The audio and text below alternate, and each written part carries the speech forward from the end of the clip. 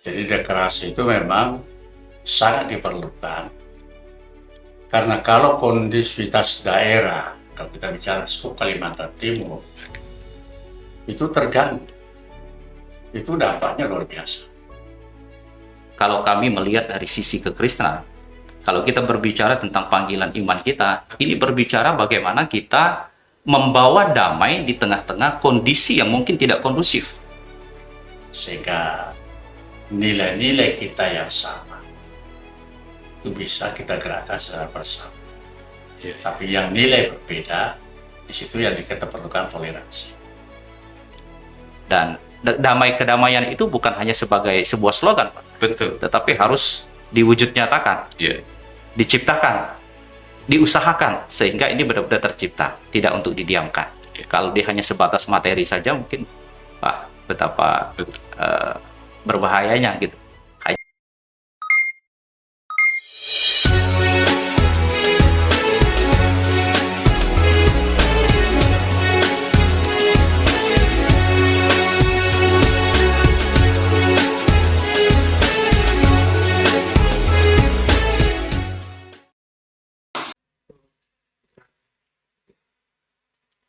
Assalamualaikum warahmatullahi wabarakatuh.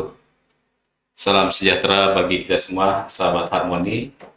Pada kali ini kami dari podcast FKUB Provinsi Kalimantan Timur menghadirkan dua tokoh yang sangat luar biasa dan kita sudah kenal di Kalimantan Timur, yaitu membahas tentang deklarasi damai tokoh agama yang dilaksanakan pada 6 Agustus 2025 di Tangerang atau di Jakarta, yang kita ingin melihatnya seperti apa gaung deklarasi ini di Kalimantan Timur dalam rangka kita merawat tentang kebangsaan ini. Telah hadir bersama saya, Selamat Said Sanif, selaku host, Bapak Kiai Haji Muhammad Rashid, SPDI, beliau dari Ketua Majelis Ulama Provinsi Kalimantan Timur, dan juga yang terhormat Pendeta Dr. Lenggan Pait, MTH, dari Ketua PGI Provinsi Kalimantan Timur. Apa kabar, Ustaz? Pagi. Alhamdulillah sehat, sangat sehat. Ya. Baik, kita ingin membahas lebih mendasar berkaitan dengan deklarasi yang dilakukan oleh tokoh agama di Jakarta pada tanggal 6 Agustus 2025. Sebenarnya apa makna dari deklarasi tokoh agama ini bagi bangsa, khususnya di tengah kemajemukan dan dinamika kebangsaan kita yang kita ingin tarik di wilayah Kalimantan Timur, Pak Kiai? Ya. Yang pertama, deklarasi itu bisa kita maknai sebagai satu upaya untuk memelihara kondisivitas nasional. Tentu dalam hal ini juga Kaltim sebagai bagian daripada negara Kesatuan Republik Indonesia. Sekaligus juga semacam sikap antisipatif. Jika nanti ada riak-riak tertentu yang bisa memancing dan mengganggu kondisivitas itu. Jadi deklarasi itu memang sangat diperlukan karena kalau kondisivitas daerah, kalau kita bicara skop Kalimantan Timur, itu terganggu, itu dampaknya luar biasa. Bisa mengganggu ketentraman, ketertiban kita di dalam melaksanakan aktivitas keagamaan. Juga terganggu pada kondisi ekonomi yang berdampak pada sulitnya bagi masyarakat untuk mendapatkan lapangan pekerjaan yang baik. Implikasinya ya? Iya, jadi itulah kita bisa maknai seperti itu. Iya. Karena itu maka ini harus deklarasi di nasional, kita harus tarik ke wilayah, ke Kalimantan Timur, walaupun bukan dalam bentuk deklarasi formal. Iya. Tapi kita ingin bersama menjaga kondisivitas itu. Iya. Apalagi Kaltim kan sebagai miniatur Indonesia katanya, sebagai Miniatur Indonesia dan penyangga utama IKN. Jadi kalau ini juga rusuh itu besar juga pembangunan IKN. Iya, iya, betul. Ya, baik, saya ke Pak Pendeta. Pak Pendeta, Pak Pendeta kan ikut langsung ya di acara itu. Bagaimana riuh, rendahnya semangat, kegembiraannya. Seperti apa? Mungkin bisa cerita Pak Pendeta. Baik, memang dalam pelaksanaan deklarasi damai itu kita melihat tokoh-tokoh agama di seluruh Indonesia ini punya semangat bersama untuk mendeklarasikan supaya kedamaian itu menjadi bahagian yang tak terpisahkan dari semua elemen agama yang ada. Nah, sebetulnya kalau saya mencermati apa yang diungkapkan dalam deklarasi damai itu merupakan sesuatu ungkapan yang meneguhkan banyak umat untuk dapat memiliki posisi yang baik untuk memiliki kedamaian, bahkan bersikap dalam kedamaian bagi banyak orang. Nah, ini lebih saya katakan sebagai panggilan iman bagi agama-agama di Indonesia ini. Di mana kalau kami melihat dari sisi kekristenan, kalau kita berbicara tentang panggilan iman kita, ini berbicara bagaimana kita membawa damai di tengah-tengah kondisi yang mungkin tidak kondusif. Dimanapun Tuhan sedang menempatkan kita, dalam posisi apapun. Sehingga kalau ada riak, kalau ada kondisi-kondisi yang mungkin kurang sejuk di tengah-tengah masyarakat ini, maka kita adalah orang-orang yang ditempatkan oleh Tuhan untuk membawa damai dan sejahtera itu sendiri. Saya berpikir itu adalah hal yang sangat baik bagi keberlangsungan, keberagaman, pluralitas dalam berbangsa dan bernegara. Ya, kita ini ingin menarik ya Pak Pendeta ya. Bagaimana kedamaian itu tidak hanya pada elit. Ya, tapi bisa menyentuh pada lapisan masyarakat agar bahasa dari yang sudah dibikin deklarasi yang saya lihat itu ada 6 tokoh agama itu, bagaimana tidak ini menjadi hanya retorika begitu Pak Pendeta? Betul. Untuk itu memang ada hal yang bisa kita buat supaya orang-orang di bawah ini memang betul-betul merasakan bahwa ada kedamaian, ada support kedamaian yang memberikan sebuah kekuatan bagi anak-anak bangsa ini untuk juga turut ambil bagian dalam perdamaian.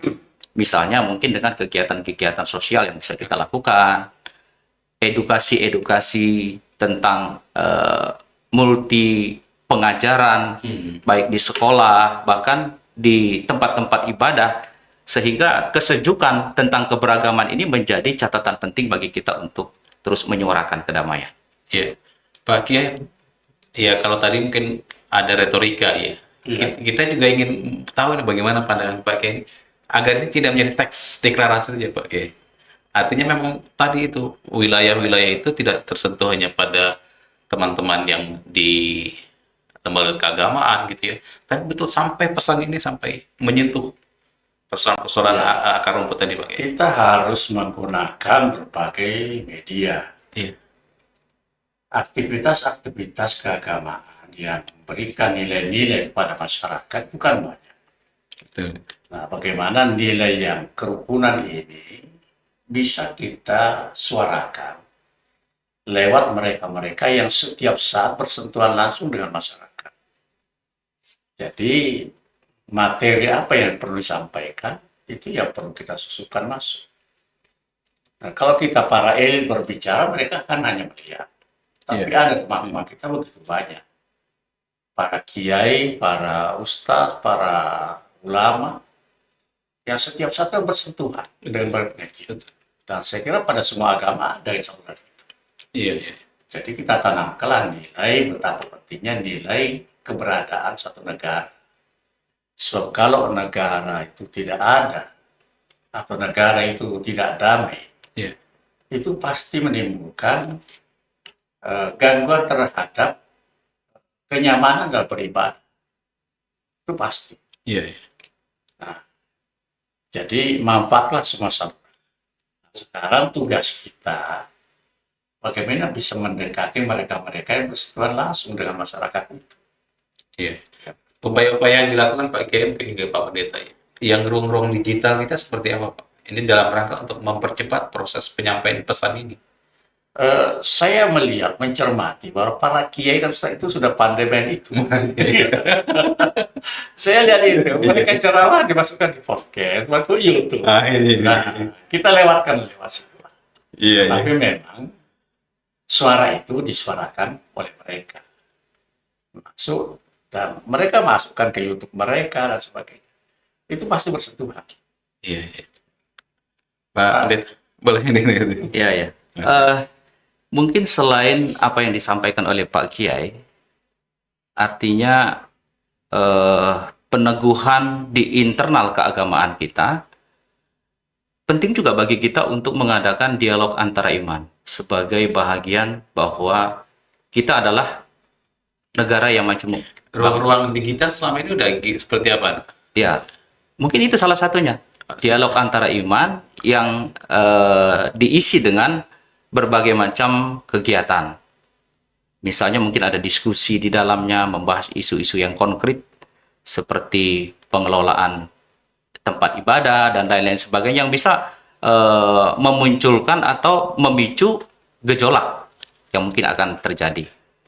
Nah, ruang digital sebetulnya ini adalah hal yang sangat baik sekarang untuk menjadi bahasan kita. Karena bagaimanapun juga sekarang ini dunia digital begitu marak. Sehingga ruang digital ini menjadi tempat yang sangat luas bagi kita untuk menyampaikan informasi. Hati-hati karena di situ kita bisa saja menemukan hal-hal yang menjadi sumber masalah. Informasi-informasi yang tidak valid, yang hoak, yang harus diedukasi kepada masyarakat kita secara umum, bahkan secara khusus kepada para pemimpin-pemimpin agama, sehingga mereka menyampaikan informasi yang valid, konkret, dan menyentuh ke akar persoalan. Iya, iya. Jadi poin pentingnya adalah kita ini sebagai tokoh agama itu menjadi semacam agen perdamaian gitu. Ya. Konkretnya seperti apa, Pak? Mungkin bisa dipertajam lagi. Ya, konkretnya sebagai agen perdamaian, kita memang harus membawa diri kita. Kalau saya mengambil contoh di dalam Bible lah, di dalam Alkitab. Firman Tuhan berkata, jika itu bergantung kepadamu, hiduplah damai dengan semua orang. Artinya siapapun tidak pernah memandang bulu, tidak pernah memandang status, golongan, agama, kita tetap harus membawa damai bagi semua orang. Karena itu adalah ajaran yang memang harus kita kembangkan dan hidupi dalam kehidupan bermasyarakat, berbangsa, dan bernegara. Iya, luar biasa ya, Pak Kiai. Ini kan kita selama ini cenderung pesan-pesan kedamaian, deklarasi yang dilakukan di Jakarta, ini kan pasti kan top down. Pada elit di atas. Nah, sekarang tuh bagaimana? Top down-nya kurang. Iya. Ya kan? Nah, bagaimana itu menjadi pesan-pesan ini berdampak gitu? Gimana kalau nilai itu kita bottom up? Iya. Nah, itu. Ya, kita membuat satu kegiatan Siap, di siap. tengah-tengah masyarakat kita di Kalimantan Timur untuk membicarakan itu. Tetapi pesertanya dari lapisan bawah. Berarti kita ini ada PR. Ada PR nih bagi ya lintas agama. Misalnya kami tanggal 25 bulan ini, Iya. itu dialog kebangsaan. Oh, di mana itu bagiannya nih? Berarti salah di Puri Inyur, Yang melaksanakan Majelis Ulama. Majelis Ulama. Luar biasa ya. Narasumbernya satu dari pusat, satu dari daerah. Kita ingin melihat peta. Kenapa harus ada narasumber dari daerah? Karena kan melihat peta Kalimantan Timur. Betul, betul. Biar lebih objektif ya informasinya. Dan itu mereka nanti disuguhkan peta itu dan kita berdiam. Iya, iya, iya. Jadi kalau memang ada dari atas, kita Kerucutkan ya. top down gitu. Iya. Tapi dimunculkan juga dari bottom up. Iya, betul. Sebagai ujung tombak mereka yang berinteraksi dengan persoalan masyarakatan yang seperti itu. Pak Kiai dan Pak Pendeta, ini kan kita tetap bahwa apapun bentuk deklarasi ini yang kita sepakat ingin berdampak ya pada kehidupan masyarakat kita, tapi kita juga tidak bisa menafikan dengan persoalan-persoalan remaja kita. Nah, remaja kita yang kaum milenial ini, apa kira-kira pesan Pak Kiai terhadap deklarasi yang luar biasa ini, di mana kita ingin terus merawat kebangsaan kita ini, dan itu adalah segmennya generasi muda. Nah, bagaimana pesan-pesan moral untuk perdamaian pada generasi muda yang mereka tentu melek teknologi gitu ya. Mereka juga melek dengan masalah-masalah digital. Tapi bagaimana ruang-ruang itu terhindar daripada hoax? Bagaimana ruang-ruang itu informasi itu valid gitu ya, bukan untuk mencerah mereka seperti itu. Persoalannya bagaimana memenangkan nilai-nilai agama yang menentang hoax itu. Oke. Iya. Jadi kadang-kadang mereka yang rajin, dan tidak semua yang rajin ya, memang ada yang sangat rajin men-share yang jenis itu ada. Yang ini, yang seperti ini perlu kita dekati. Saya punya pengalaman yang menarik bahwa anak muda, tapi S3 loh. Iya. S3 selalu menyampaikan hal yang sifatnya gitu. Saya menegurnya satu kalimat saja. Oke. Sudahkah Anda membaca Al-Hujurat ayat 6? Dan setelah itu dia berhenti. Karena di situ jelas bahwa hoax itu kan sangat berbahaya. Iya. Inja kumpasikum binabim patabayan itu. Patabayan, klarifikasi perlu. Ini belum di-share terus. Sarjana gini, sarjana agama lagi. Saya hanya tanya itu. Saya WA, sudahkah Anda membaca Al-Hujurat ayat 6? Iya. Dan sejak itu dia berhenti. Besar dampaknya. Iya. Gitu. Jadi memang kalau mereka pakai itu, kita juga dekatnya lebih. Iya. Memang nilai-nilai agama yang ada pada semua agama. Itu yang kita sampaikan pada mereka. Juga bisa lewat itu. Baik. Ya mungkin ini karena pengaruh Pak Kiainya yang menyampaikan ya. Kalau misalnya teman sebayanya mungkin tidak. Iya. Meskipun ayatnya sama. Itu. Meskipun ayatnya sama disampaikan gitu. Pak Pendeta boleh ditambahkan, Pak Pendeta? Ya, saya rasa memang penting bagi kita untuk memberikan edukasi digital kepada anak-anak muda jika yang menjadi sasar kita adalah kaum muda lah dalam hal ini. Karena bagaimanapun juga kita tidak bisa memungkiri bahwa betapa hebatnya mereka di dunia digital. Kita baru selangkah, mereka sudah 7 langkah di depan kita. Artinya mereka punya kemampuan berselancar di dunia digital, itu luar biasa. Tetapi hal yang menarik di situ adalah bagaimana mereka bisa memfilter hal-hal yang harus di-share, di-forward kepada orang lain, sehingga itu harus dipastikan bahwa apa yang mereka sampaikan itu adalah benar-benar sesuatu yang baik, bermanfaat untuk orang lain, informasinya benar, dapat dipertanggungjawabkan. Nah, edukasi seperti ini penting. Bagaimana mereka bisa menahan diri untuk tidak sesegera mungkin memberikan informasi tanpa memfilternya terlebih dahulu. Itu yang paling penting. Karena menyampaikan informasi yang tidak valid, yang hoax, kalau nanti dari satu orang ke satu orang ini lagi sampaikan lagi, akan beruntut kepada informasi yang salah. Satu orang bersalah, 1000 orang yang salah di belakangnya. Pesan-pesan kearifan mungkin Pak Pendeta kita sebelum mengakhiri podcast kita pada hari ini. Saya melihat untuk implementasi dari deklarasi damai ini memang kita harus berarah kepada sustainability. Artinya dari deklarasi menjadi aksi yang berkelanjutan. Sustainability bukan hanya pada lingkungan ya, Pak? Iya. Pak Pendeta ya. Harus berkelanjutan dari atas itu sampai kepada grassroots-nya. Semua harus berkelanjutan. Lalu penting juga bagi kita untuk mengadakan pendekatan-pendekatan di berbagai bidang. Misalnya mungkin kolaborasi antara masyarakat sipil, pemerintah, penegak hukum, dan lain-lain sebagainya untuk bisa bersama-sama mewujudkan bagaimana kedamaian itu tercipta di tengah-tengah bangsa ini. Sehingga pada akhirnya sentuhan-sentuhan yang kita akan hasilkan adalah sentuhan-sentuhan kepada akar rumput itu. Karena bagaimanapun juga mereka lah yang biasanya, yang di bawah ini yang biasanya menimbulkan persoalan yang kalau mereka tidak mengerti, memahami akan apa yang harus dilakukan. Pesan untuk podcast kita ini? Ya, sangat senang. Sangat senang dengan adanya podcast ini, media bagi kita untuk saling terbuka dengan berbagai informasi. Sehingga kalau ini terus dilakukan, saya percaya ini akan menambah wawasan, memberikan gagasan-gagasan yang baik, bagaimana menciptakan secara khusus dengan topik deklarasi damai ini, bagaimana kedamaian itu diciptakan. Dan kedamaian itu bukan hanya sebagai sebuah slogan, Pak. Betul. Tetapi harus diwujud nyatakan. Diciptakan, diusahakan, sehingga ini benar-benar tercipta, tidak untuk didiamkan. Kalau dia hanya sebatas materi saja, mungkin betapa berbahayanya gitu. Hanya sebagai sebuah slogan saja. Iya, iya. Pak Kiai, mungkin pesan-pesan kearifan untuk Saya kedamaian kira kita di Kalimantan Timur ini. yang kita perlukan adalah bagaimana kan satu pendekatan yang dialogis. Dialogis antara tokoh dengan umat, dialogis antara ulama dengan jamaahnya, dan dialogis komunitas anak muda dengan komunitas yang lebih tua. Jadi kalau selalu berdialog seperti itu kan nyambung persoalan. Jadi apa yang mereka pahami mungkin kita tidak memahaminya, sebaliknya mungkin yang kita pahami mereka tidak memahami.